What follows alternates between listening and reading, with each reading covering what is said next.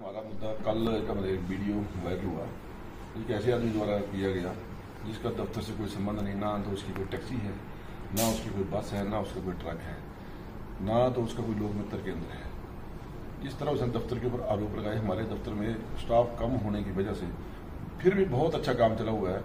हम स्टाफ का 10 आदमियों की हमारे पास वैकेंसियाँ हैं, जिसमें मात्र 4 आदमी हैं। हम माननीय मुख्यमंत्री से भी 2 बार मिल चुके हैं। माननीय मुख्यमंत्री जी ने भी इस जो हमारी कमी थी स्टाफ की, उसको पूरा करने वाले थे कि आचार संहिता लगी, जो उनके ध्यान में भी है। लेकिन ऐसा आदमी ऑफिस में आके ऑफिस के ऊपर एलिगेशन लगा रहा है कि हमारे काम नहीं होते हैं। हमें ये पूछना है उससे कि वो किस हैसियत से आ रहा है। जिनके काम नहीं हो रहे हैं, क्या उन्होंने उसको पावर अटॉर्नी दी हुई है? क्या वो कोई ऐसा मतलब एजेंट तो आजकल सरकार ने खत्म कर रखे हैं। अगर आप किसी का काम लेके आ रहे हैं, क्या उन्होंने आपको पावर अटॉर्नी दी है? किसने अथराइज किया है आपको किसी का काम लेके आना? नंबर 2, हमारे ऑफिस में इतना कम स्टाफ होने के बावजूद इतना अच्छा काम चला हुआ है।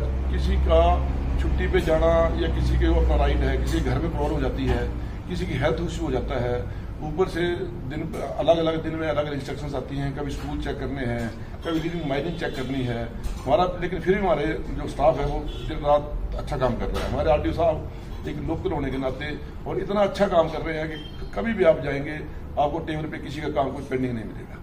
और फिर अगर ऐसे हमारे ऑफिस पे इस तरह एलिगेशन लगाना कि जी हमारे काम नहीं है, मतलब हो रहे हैं 2 महीने, और वो बोल रहा है कि मैं ऑफिस यहाँ पे आया तो मैंने सोचा कि मेरा काम चलेगा। तो ये आरटीओ ऑफिस है, कोई इंडस्ट्री नहीं है ये कि कोई इंडस्ट्री आ गई है यहाँ पे।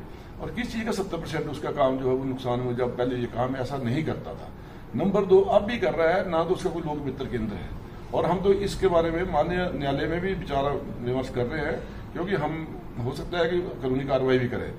तो मैं और आपके चैनल के माध्यम से ये भी कहना चाहता हूँ कि अगर ऐसा कोई आदमी हमारे ऑफिस पे उंगली उठाता है तो कम से कम आरटीओ साहब का वर्जन लेना भी उचित समझा जाए, ठीक है। और वो आदमी हमारे दफ्तर को बदनाम कर रहा है, उसका कोई लेना देना नहीं है। और हम सारे ऑपरेटर सबका काम टाइम अनुसार होता है। इतना कम स्टाफ होने के बावजूद इतनी अच्छी सर्विस दी जा रही है। हमारा सबका टाइम, मतलब कोई टैक्सी वाला ऐसा नहीं है कि अब आप देखेंगे हमारे पास पासिंग सपोर्ट नहीं है। हमारे एमडीए साहब, हमारे आरटीओ साहब धूप में खड़े होके पासिंग करते हैं। अभी तक हमारे पास कोई पासिंग सपोर्ट नहीं है। यहाँ जहाँ करते थे वहाँ बस अड्डा बन रहा है। फिर भी हमारा दफ्तर जो है, आप इस गर्मी में बाहर खड़े होकर देखना, लेकिन हमारा दफ्तर, हमारे आरटीओ साहब, हमारे एमडीए साहब इस हालात में भी इतना अच्छा काम कर रहे हैं। और अगर ऐसे आदमी को एलिगेशन लगाए, इसने एक आरटीआई डाल रखी है कि कोई कंप्लेंट्स कर रहा है, ऐसे आदमी का काम है दफ्तर को डिस्टर्ब करना। और शायद इसको खुशी नहीं हुई, इसको दुख हुआ कि मेरे नजदीक दफ्तर क्यों आया। तो मैं तो उतना कहूँगा, बाकी ढाल जी वहाँ बोलेंगे वही पड़ेगी जिसमें कोई प्रेडेंसी होगी। जिसमें पहली बात तो ये है कि जिसकी फाइल है वो बोले कि मेरी फाइल यहाँ पड़ी। अगर किसी की फाइल के बारे में कोई बोल रहा है तो क्या उसके पास उसकी पावर अटॉर्नी है, अथराइजेशन लेटर है? और नंबर 2, जिस फाइल में कोई किसी कागज की कमी होगी उसी फाइल को पेंडिंग रखा जाता है। अदरवाइज ऐसा कुछ नहीं होता। आप देखते हैं कितनी पासिंग होती है, कितने लाइसेंस बन रहे हैं, तो दिन ब दिन निकल रहे हैं ना। तो 1 या 2 3 वही स्टाफ काम कर रहा है, रोड पे चेकिंग वही स्टाफ कर रहा है। ऐसा नहीं है, फाइल वही पेंडिंग रहती है। इसमें कोई ना किसी प्रकार से डॉक्यूमेंट्स पूरा नहीं होता है, उसके ऊपर भी रिवर्ट लगाया जाता है। हाँ, ऑब्जेक्शन तो कोई भी लग रहा है तो रिमूव तो पार्टी को ही करना पड़ेगा। जो भी ऑब्जेक्शन आएंगे वो वही करेगा, क्योंकि अगर कोई डॉक्यूमेंट अधूरा है, किसी गाड़ी की एनओसी है, किसी के टैक्सेस क्लियर नहीं है, तो विभाग द्वारा जो आपत्ति दर्ज की जाती है, रिवर्ट किया जाता है। हमें उसकी जो है वो कमी पूरी करके दोबारा उसको फाइल करना पड़ता है। तो वो तो वही करेगा। वो अगर ये इसका सारा इल्जाम विभाग पे लगाए कि विभाग मेरा काम नहीं कर रहा है, तो ये सरासर गलत है। युवा द्वारा जो हम 20-25 साल से इस दफ्तर से जुड़े हुए हैं सर, और सबसे बड़ी झूठे की बात यह है कि यही आदमी एक बार इसने किसी चीज के लिए अप्लाई किया था तो साहब के पास चला गया कि मेरे इतने दिनों से पेंडिंग है और अप्रूव नहीं हुआ है। जब साहब ने डीलिंग हैंड को बुलाया तो उन्होंने दिखाया कि सर अप्रूव है, लेकिन जहां उसने देखना था उसका वो ही चार्ज नहीं था। जहां उसने देखना था ना कि मेरा अप्रूव नहीं हुआ है, मतलब अपनी गलती नहीं देखता है वो। और हम 25 साल से इस ऑफिस से जुड़े हुए हैं, और बीइंग ऑपरेटर मैं वाइस प्रेसिडेंट भी हूँ स्टेट का। तो हमारे दफ्तर में ऐसी, और आप सोचिए 11 आदमियों की जगह 3 आदमी या 4 आदमी काम चला रहे हैं, वो भी महिला कर्मचारी है 3 उसमें। फिर भी हमारा दफ्तर में आप कभी आपने अचानक से जाके देखना, हमारे आरटीओ साहब के टेबल पे आपको कोई फाइल पेंडिंग नहीं पड़ी मिलेगी।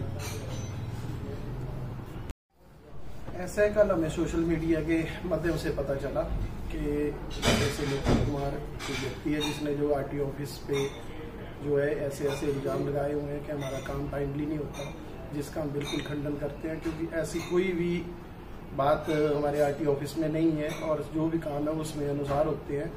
तो मैं इसके बारे में तो ज़्यादा नहीं बोलूँगा।